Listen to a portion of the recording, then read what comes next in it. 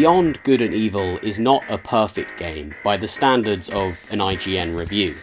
I can just imagine an overworked, overeducated, and over-EQ'd bespectacled man in his early 30s say, "Beyond Good and Evil is an ambitious game, but its numerous technical issues mixed with some inconvenient camera angles make it a wait for a deal kind of game, in my opinion. I miss my wife." But Beyond Good and Evil is a perfect game by the standards of the Gazorpatron review, because my value system is very different to a typical gaming outlet's. Their videos are designed to provide consumerist information on whether or not a product is worth buying, and my videos are senseless ramblings for millions of fans. Make no mistake, Beyond Good and Evil is definitely worth buying for a multitude of reasons, primarily because of the sheer character in every aspect of its design, and the ability to make you, the player, feel super cool and epic and fuckable just by clicking a button. Chicken sandwich. But hey, I might be getting ahead of myself a little bit. Let's go back to the start. I have arrived at the gates of Hyllis. I would like to say that an average player's introduction to Beyond Good and Evil is being sucked into the incredible world and story, but in reality, unless you're playing the Xbox Live version of the game, your introduction is going to look more like this. The fix for this is very simple. All you have to do is navigate to game properties, select compatibility and change the mode to Windows XP Service Pack 3. Find the game in your problematic file explorer and open the settings application, change the resolution to something from the last 20 years and then activate the advanced settings so that you can specifically tick this box. Not this one, do not tick this one! Follow all these steps to the letter, created by Argon on the Steam Community tab, say a quick prayer for peace and perform the ancient occult ritual of Harang Thun Shar Harathgar, then select play and... Congratulations, you can now play Beyond Good and Evil. This is obviously not ideal. You shouldn't have to learn registry editing to play a game about talking pigs and Jamaican rhinos. But this guide by Steam user Argon is clear and straightforward, and Beyond Good and Evil, or as my recording software calls it, Bang Gunship Elite, is for sure worth the hassle. So let's properly, actually play.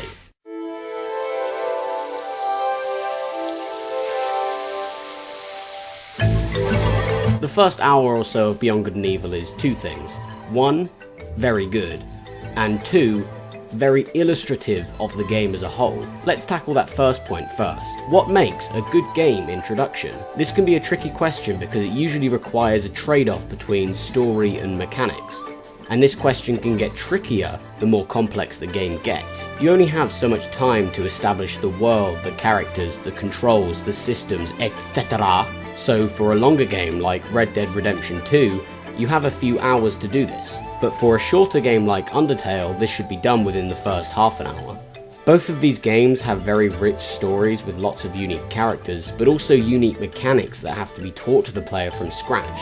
Undertale's combat system is completely unique for a 90s-esque RPG, and Red Dead Redemption 2's horse having to be treated as just as much as the main character are things that won't be known or experienced by the player prior to playing. So these and many other things have to be communicated while providing an entertaining story, while setting up a new cast of characters, while imbuing enough intrigue to keep the player playing, all within the first 5% or so of the overall story length.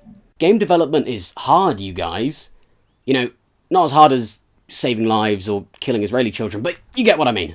In the first half an hour of Undertale, you see all the world's history you need, have something of a relationship with Toriel, meet two of the most infamous characters of the game, and get to grips with both the combat and consumable system. This is the Arrested Development approach to entertainment, hyper-efficiency. Gene Parmesan?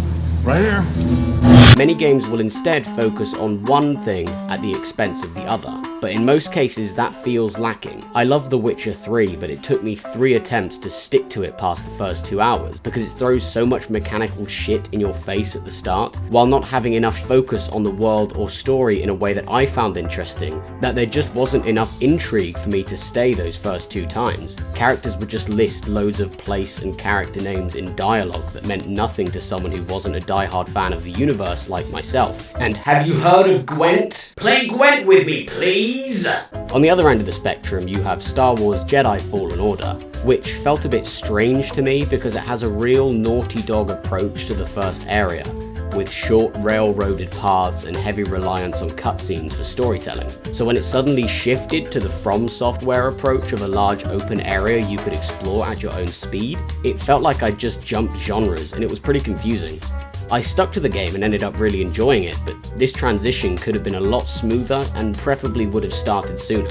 Beyond Good and Evil's approach is the perfect in-between, centering focus both on story and gameplay simultaneously by melting them into each other with a gradient.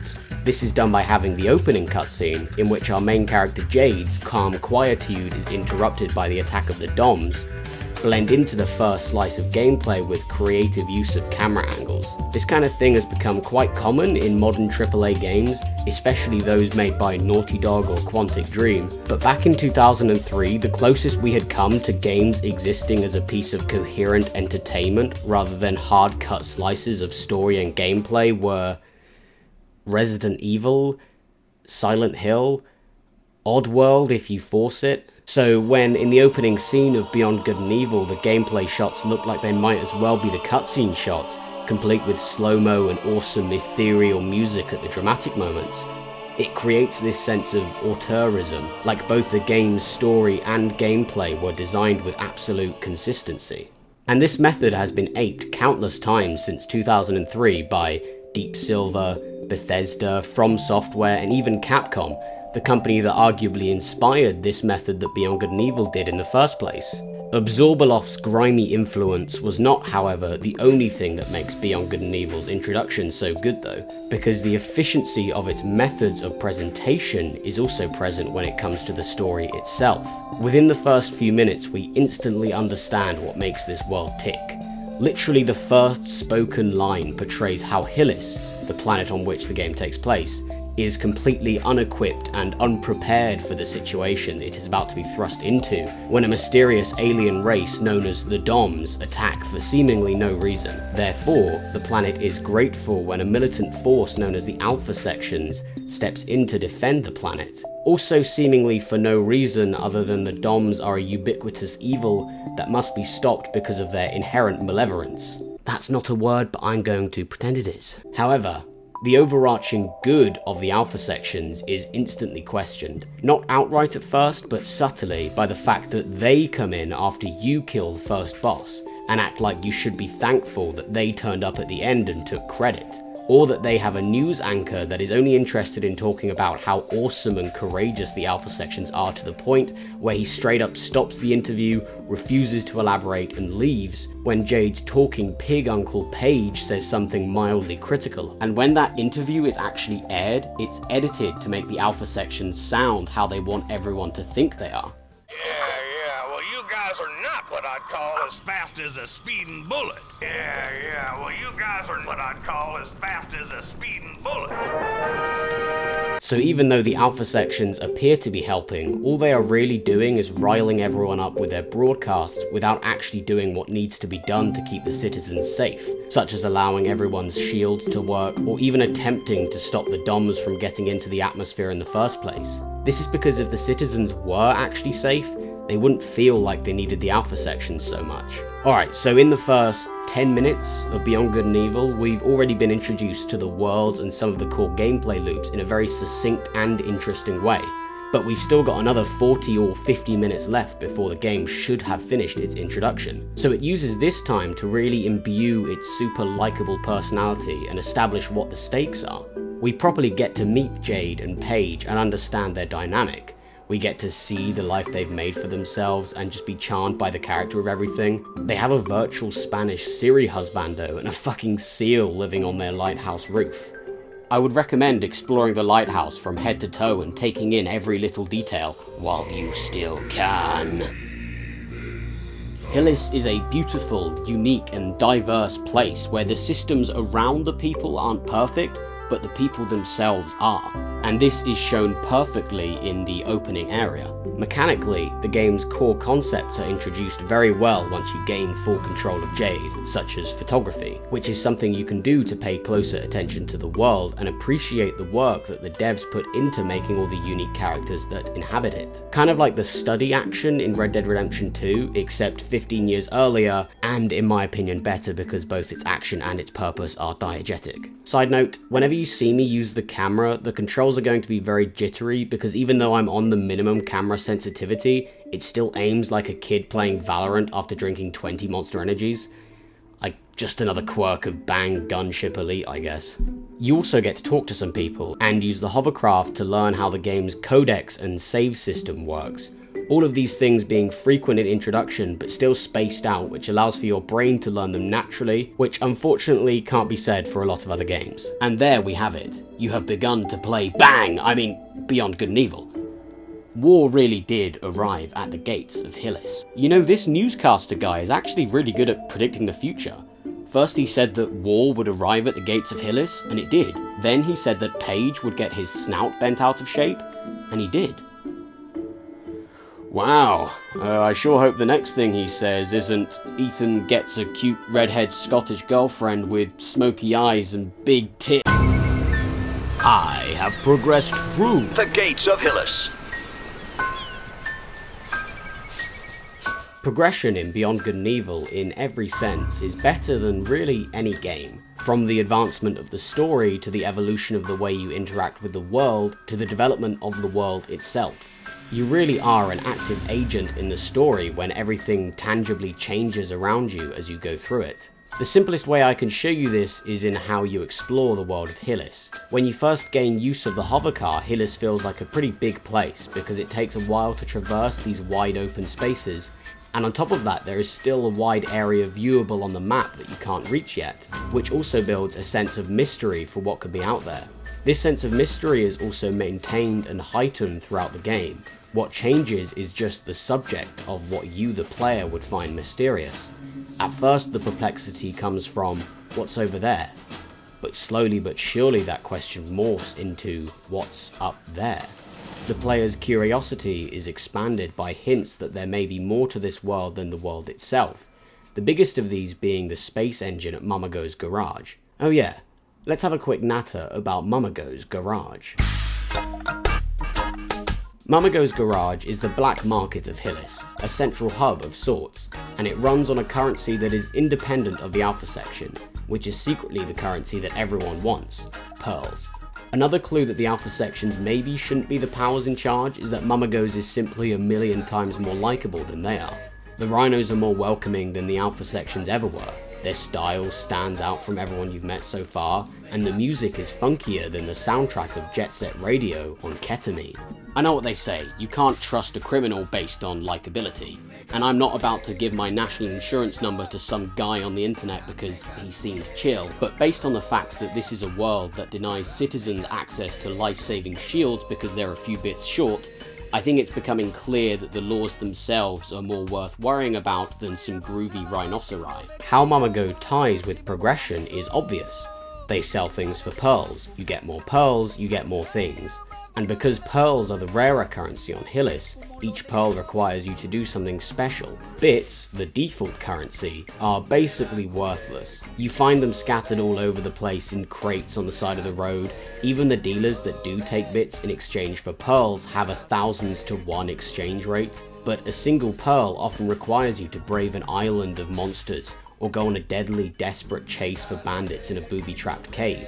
Additionally, the game makes a big deal about each pearl you get, with an epic music cue and a special screen counting each pearl you've got so far. So pearls are the name of the game here. So when, in Mamago's garage, you make your way through all the stuff you can get when you get enough pearls, it's super motivating because you can pretty much see the entire game laid out ahead of you, enticing you. It's like how Dark Souls shows you some of the bosses in the game in its opening cutscene, which makes you think, damn, I get to fight that big ass dragon? Or, "Oh shit, that guy looks like a real son of a bitch, I can't wait to fight him."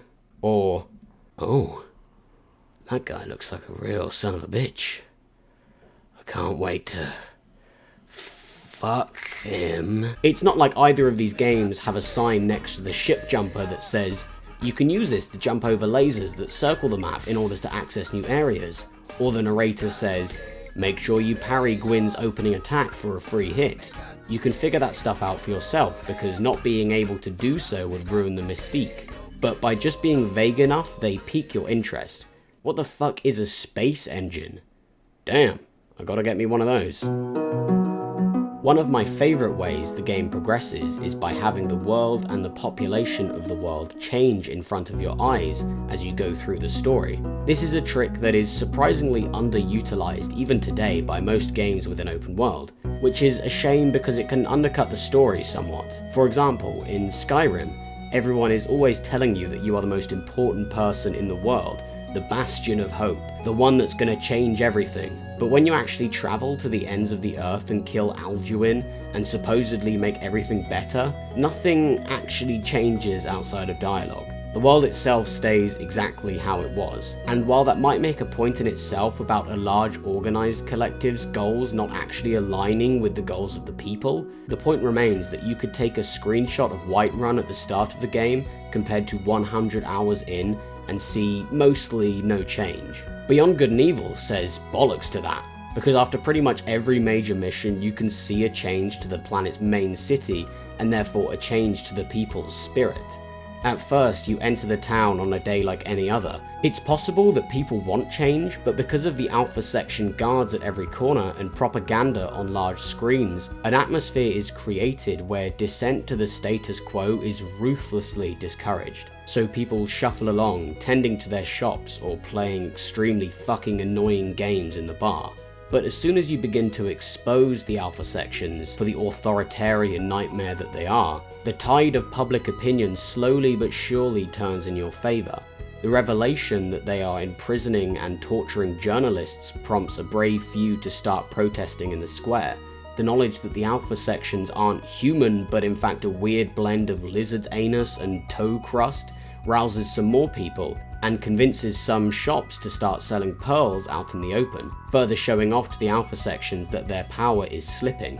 Then when you break into an old slaughterhouse the Alpha Sections are using as a base, and you discover and leak to the public that they are collaborating with the DOMs to kidnap and traffic Hyllis citizens off-world for an unknown reason, citizens come out in droves to protest, and there's so much civil unrest that the Alpha Sections have dramatically increased their presence in the world, stretching tensions to just before some kind of tipping point. While we're on this topic, we might as well have a quick natter about the phrase, Safe and sound in its shell, the precious pearl is the slave of the currents.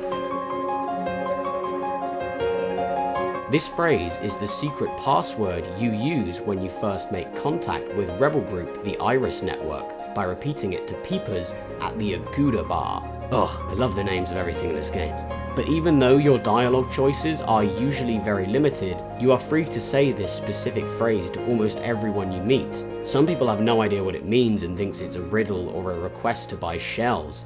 And some people know it's a vague reference to the Iris Network, but only use being asked it as an excuse to regurgitate the propaganda fed to them by the Alpha Sections. You can even say it to Francis, the manager of a game which is the bastard offspring of ice hockey and stabbing your dick with a screwdriver. But I don't say it to him because I'm too busy shouting at him through the screen.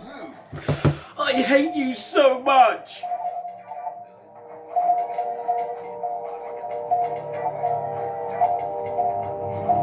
But the cool part here is that you can continue to say this phrase throughout the game, and the response to it and therefore the meaning of it evolves as it goes along. At first, the pearl is the Iris Network, shrouded in layers of mystery and hidden in a secret room in the Akuda Bar. But when we enter the town after uncovering many of the disturbing facts about the Alpha Sections, and find many of Hyllis' citizens are protesting, saying this phrase to one of them prompts the response, yeah, but that's gonna change soon. The pearl has become the soul of the people, and has gone from a passcode about how protected an organization is to a promise of uprising. This guy, and indeed everyone else, used to be a slave to the oppressive currents of the Alpha section. But not for long. The final point I'd like to make about progression in this game is that the gameplay evolves naturally when it diegetically makes sense for it to do so. This is the part where I criticize Doom Eternal, so if your dislike finger needs a break, skip to here. Because the arsenal changes very little between Doom 2016 and Doom Eternal, you get your full loadout very early in the game, so the gameplay itself doesn't evolve all that much over the course of the campaign. You get some extra amenities, but almost all of these work on a cooldown or with ammo as limited as the BFGs, so they don't change the core gameplay much at all. As a result, the second half of the game felt quite repetitive to me, because by that point I'd already had my fun with the arsenal.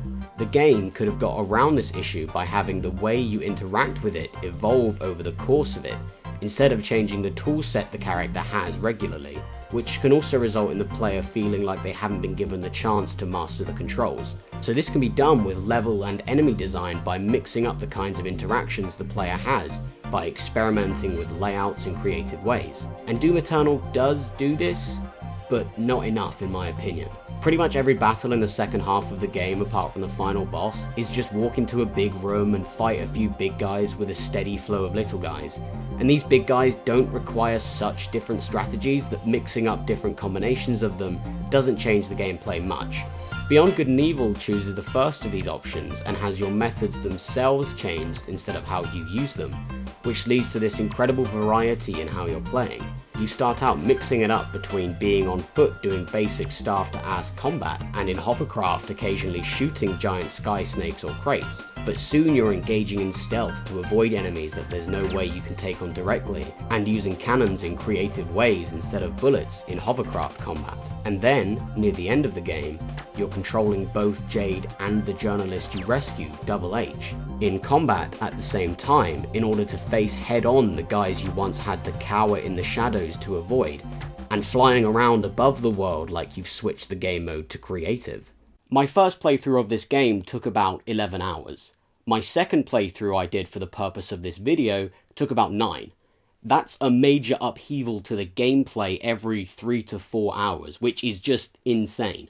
The progression in Beyond Good and Evil is made in such a way that not only did I want to keep playing to see what would happen to the world and characters that I liked so much, but also because I wanted to see how the gameplay itself would evolve over time. The genre changes like 5 times throughout the game, and even though I complained about Jedi Fallen Order doing this exact thing, here it works really well because the story is written in a way to keep you on your toes, just like the gameplay does. Oh yeah, speaking of the story, let's have a long natter about that. I have pondered on The gates of Hyllis.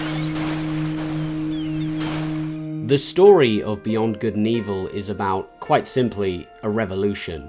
Not just the part that every other piece of media covers where the grand uprising happens, in fact that occurs off screen, but it's about the tireless and grueling and often unsung work that goes into sparking a revolution.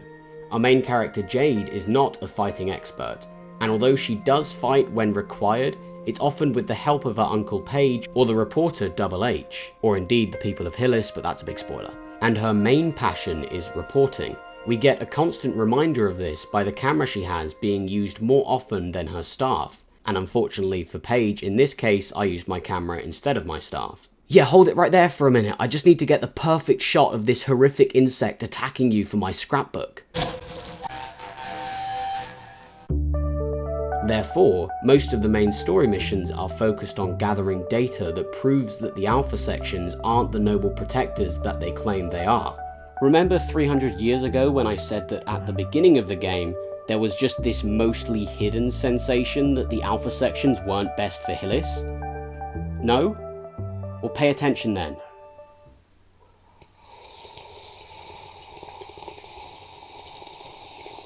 But as we go through the game, it is slowly uncovered that they are so much worse than ineffective and dishonest.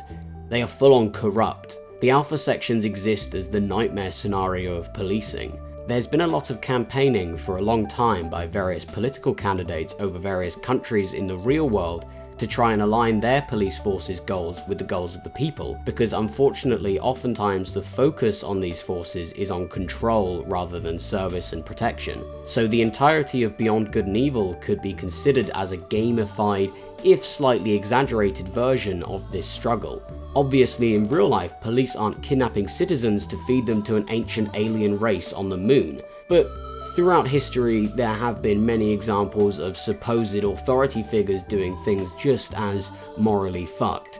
Therefore, this game teaches and warns us that authority is not omnibenevolent and should always be brought into question. And a system that doesn't allow for that easily is one that needs to be changed because it is extremely vulnerable to being exploited.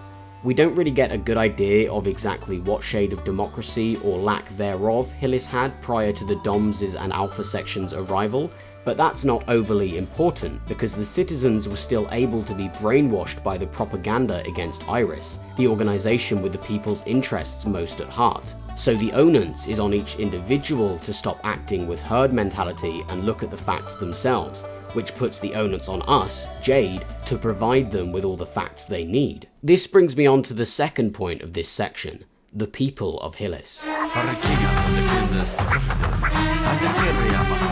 Beyond Good and Evil puts a lot of emphasis on the personalities of the people, which is to the effect of several things. Firstly, it makes the game just so much more fun to play, because pretty much every single person you meet is going to have some kind of unique quirk or aspect to their writing that makes them much more memorable and human, even if they are a giant shark human. The announcer for the races is a guy jacked up on something whose name ends with cane or cotton. The owner of the general shop in the town centre is a noble seal man whose East Asian mysticism carries through both the design of his shop and also his dialogue. And this random guy at the Yakuda bar is a hopeless drunk who thinks he's holding it together, but really is not. Point is, Beyond Good and Evil has the ability to make the world and characters in it seem super unique and interesting, and therefore every time you the player have to descend into some faceless superstructure where the chances of survival seem slim, you are reminded of why you are actually doing this. The other reason the characters of Hyllis need to stick in your mind so well is to provide contrast for when you're on your own, because Beyond Good and Evil is actually pretty lonely.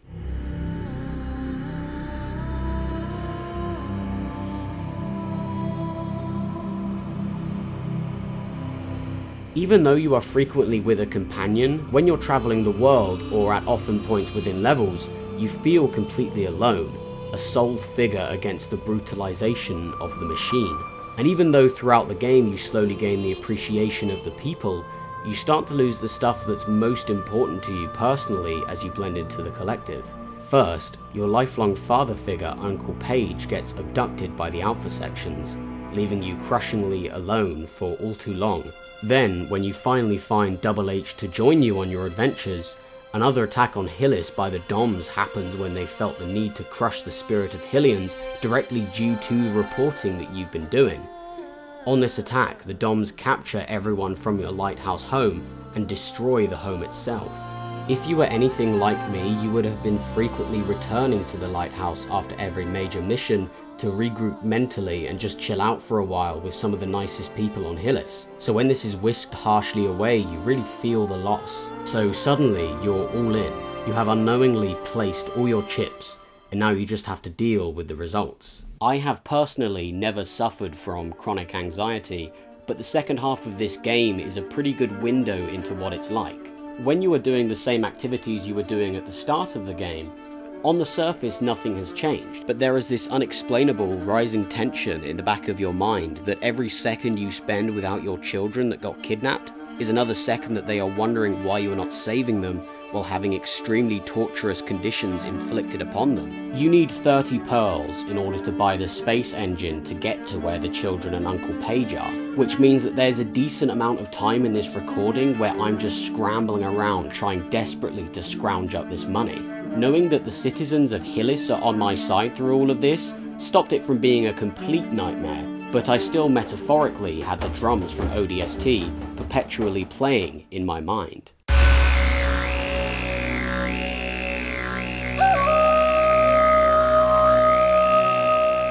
This might be a good a time as any to talk about the music of Beyond Good and Evil, which is great not just because it's funky as fuck, but also for several thematic reasons that tie into what I've already mentioned. You might have noticed that already because I've been using a lot of its songs in this video, but this is the kind of game where you can walk through an area for 30 seconds and be greeted with like 5 completely different genres of music, each one completely appropriate for the quirks of each space they play in. Some of it could fall under the bounds of stereotypes.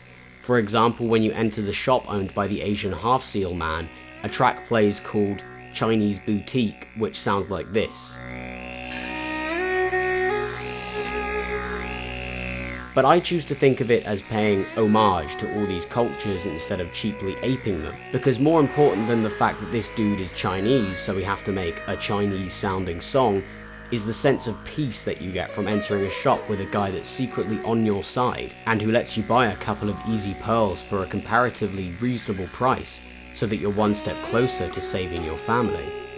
So that specific tone is really well reflected in the music. Additionally, the soundtrack contributes to the atmosphere that Hyllis really is a planet worth saving. The eccentricities of the people and landscape is also shown in the score, which in turn uplifts and amplifies those eccentricities. But sometimes the most effect comes when there is no music whatsoever. Sometimes you could just be chilling in the wilds of Hyllis, enjoying the gentle wind and wildlife just existing. Despite all the mounting tension and creeping feelings, you can always just choose to exist in this world for a moment. The game is always kind enough to let us breathe, but then, if you shake yourself out of this trance and jump back into what you should be doing, it feels like you've been plunged into an Alfonso Cuarón movie. There's a fire being fruitlessly fighted.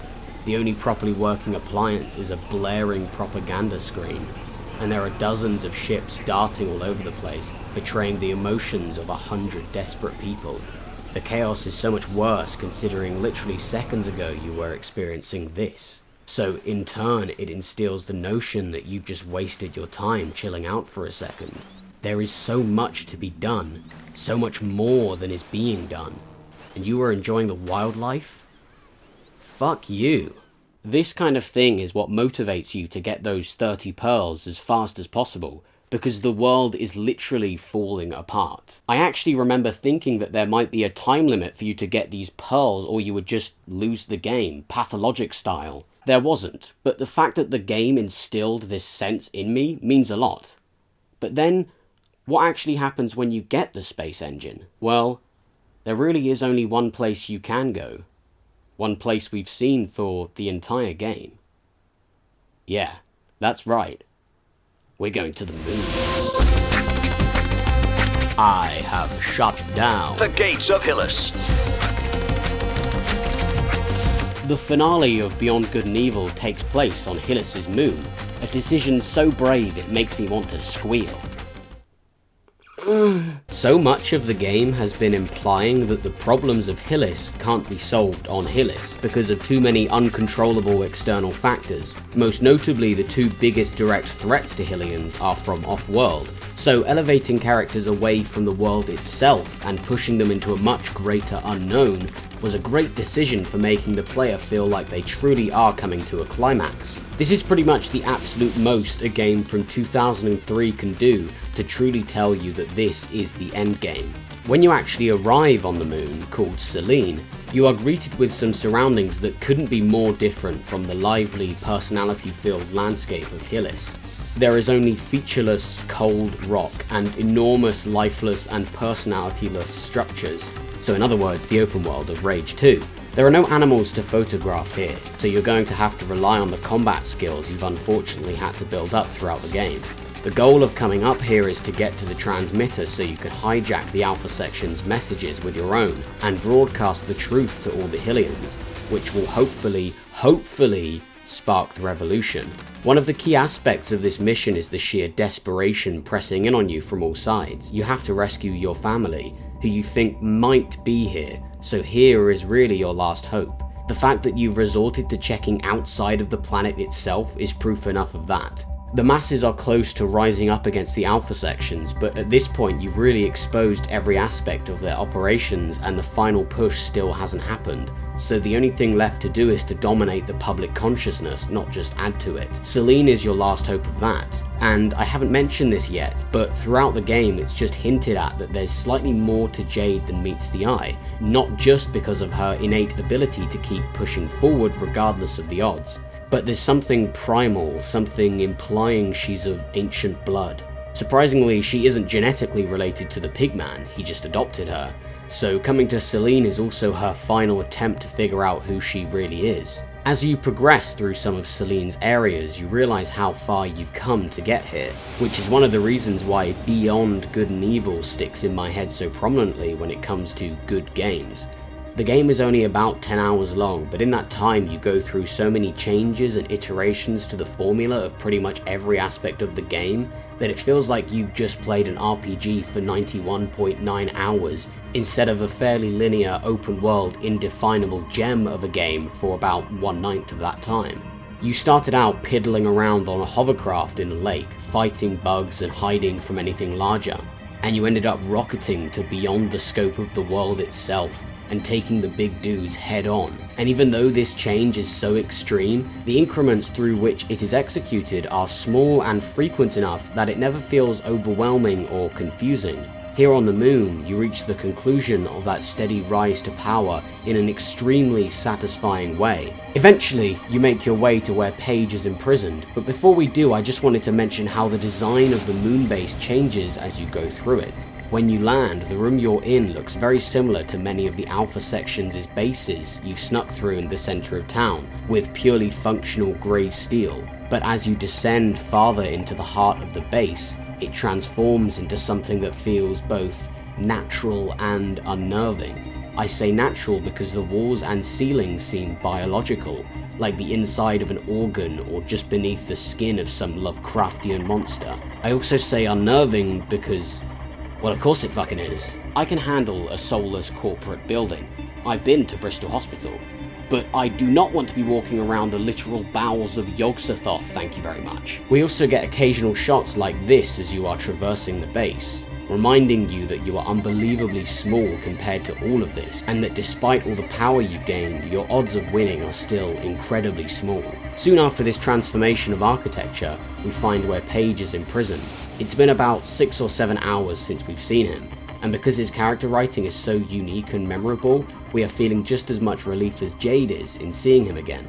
For this moment to work, Paige would have to have been a super likable and meaningful character, because at this point we've had more time without him than with him. Your standard Bethesda or indeed Ubisoft writing would not be able to accomplish this because your average character in those games has about as much personality as a cardboard puddle or this picture of Chris Rock. But Michel Ancel and Jacques Exterieur are geniuses who are able to create loads of unforgettable characters just to put them in a pub or have them chilling on some street corner. So if those people with only a couple of lines are so good, then the secondary main character for the first few hours is definitely going to stick in your mind. With the addition of Paige, we have, for the first time in the entire game, expanded the size of our party to 3 members, and using the additional d6s of damage this gives us, we are able to break into the transmitter room and get our message out to the people. We get to see as one of the only foes we haven't been able to stop for the entire game, arguably the most dangerous foe, the Alpha Sections' propaganda, is sliced into ribbons and replaced with what the people needed to see all this time. The characters don't know if this has had any effect yet, but they can use just a little bit more hope to assume that it has. Hope has gotten them this far, so why not use it to get just a little bit further? They are right in this assumption, as the people in Hyllis come out in droves to help you tear down the shields of the Dom's base, which is incredibly satisfying to know your efforts have paid off in this way. But it's also quite foreboding, because for pretty much the entire game you've been fighting against the Alpha Sections, a force that is incredibly formidable but still knowable, as each member of the force has a voice and seems to be able to reason similarly to how a human would. But also this entire time you've known that the Alpha Sections are just in the pocket of the Doms, an alien race you really don't know much about. So when the shields to their base drop and you realize that you're actually going to come face to face with the force that even the Alpha Sections cower to, you realize that even though the revolution is in full swing now, it's very far from over. At this point, the illusion of peace masking a guerrilla warfare has been dissolved, and now there's just warfare against something whose power you don't even know if you can grasp. You descend into the base with your friends who've stuck with you through everything, and you meet the source of everything that has been happening since minute 1. A small, decrepit quadruped living in the shell of an enormous crag of a monk statue. He is barely any bigger than us, so we get the sense that he is rapidly declining in power, but he's been wielding his influence since before we knew anything about the Doms. Did this to trap us with him, deep in his crypt, and we finally find out who Jade really is. You are not who you think you are. The pig has hidden your origins from you. You are the source of my powers, the instrument of my strength. They took you away in the hope of destroying me, but I have survived, feeding me with only the most miserable of sacrifices. They made you human, but you are not like them. You are mine, Johnny, and I am going to kill the human part of you. This is all your fault. The trafficking, the torturing, the terror, the war, all of it spawned from your inability to fulfill who you were born to be. Or at least that is what he says, as he demands that Jade joins him in their universal conquest so that he can once again be who he used to be. We, the character, and us, the players, understand that he could not be more wrong with his assertions. All of his actions come from vanity, from a refusal to accept that he is losing power and influence, and blaming everything he did on us betrays a deep personal flaw in this ancient freak. He is miserable and frustrated, and he is taking that out on everyone but himself. This realization in turn proves that he is not some unfathomable monster, but instead perhaps more human than the alpha sections or even us. We can take on a human. We've already taken on much more powerful things than that. So with a little help from Double H, Jade realizes that she doesn't have to fulfill the prophecy of her bloodline. The battle is long and brutal, tearing through most of my consumables and all of my sanity. But by the end, when we finally land the blow to end the saga, we earn a kind of peace that can only be found by following your own path, and in turn gain a power that we would never have gotten if we sacrificed our humanity. The people that were kidnapped and trafficked by the alpha sections, including your family, are freed, and the game comes to an end on this beautiful, exhilarating, profoundly great high note. In the credits, the same song plays as when you were sitting peacefully in the lighthouse, reminding you of the intense bastion of humanity that this game is. Thank you, Mitchell. I have begun to rebuild The gates of Hyllis. There's a cliffhanger at the end of the credits in Beyond Good and Evil that implies that there's a remnant of the DOMs left inside a page. But the unfortunate fact is that we will probably never see what comes of this. This game was not a financial success when it came out, and any attempts to make a prequel or a sequel have been tumultuous to say the least. And even considering that, Ubisoft as a company has changed so much since 2003. Their new focus is on maximizing profits and minimizing risks, and Beyond Good and Evil required a shit ton of work and was really risky. Beyond Good and Evil 2 might never come out, and even if it does, it's probably going to be nowhere near as good as I would hope it to be. So that impresses onto us the importance of appreciating what you already have.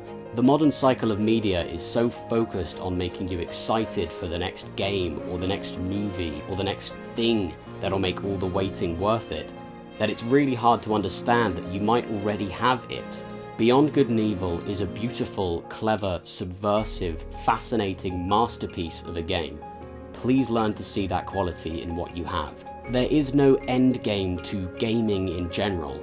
We're not going to reach a point where every game that comes out is a masterpiece because we've learnt so many lessons from the games that have already come out. So stop hopefully looking forward to that, and stop looking back to a time that didn't exist. Be present in the now and play this game. This game being Skyrim. Oh fuck, did I really just mess up the ending? Girl, that's why it'll never work. shoot at me. Suicidal, suicidal when they say it's over. Damn.